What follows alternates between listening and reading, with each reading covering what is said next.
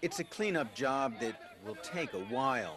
A group of mostly boys in their early teens and younger are busy cleaning the streets of Misrata, sweeping up the shattered glass, garbage, and sand that piled up over months of fighting. 11-year-old Salem should be in school, but there hasn't been class since the uprising began more than 3 months ago.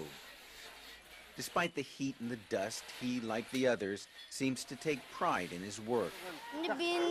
I want to clean up with my friends, he tells me.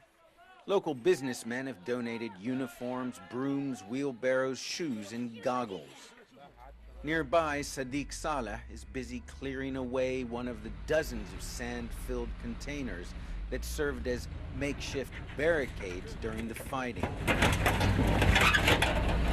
Even though Gaddafi's forces are just a half-hour's drive from here, he has no doubt they won't be showing up in Misrata again.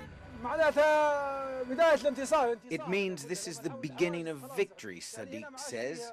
It's a victory when we remove the barricades. His troops are gone and they won't come back. 75-year-old Sadiq Jubran's home was hit by, among other things, a tank round.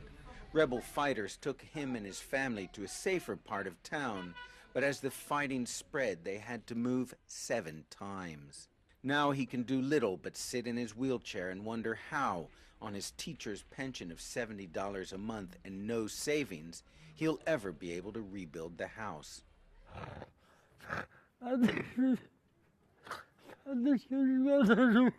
Where am I going to get it, he asks. I need money for medicine. For 8 years since my stroke, I've had to pay from my own pocket. I never got a penny from Gaddafi.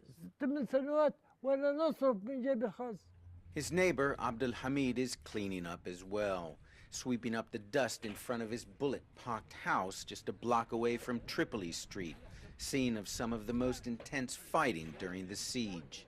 His family is staying with relatives. I ask him, when will they return? I don't know, he says. Living conditions aren't very good. There isn't much water, there's no electricity, and there are still landmines on the corner over there.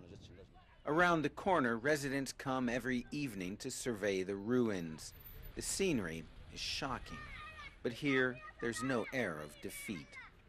The tale of Misrata is one of tragedy, of death and destruction on a massive scale. But it's also one of triumph, of residents of a city who, despite everything they've been through, refuse to be bowed. Ben Wiedemann, CNN, Misrata, Libya.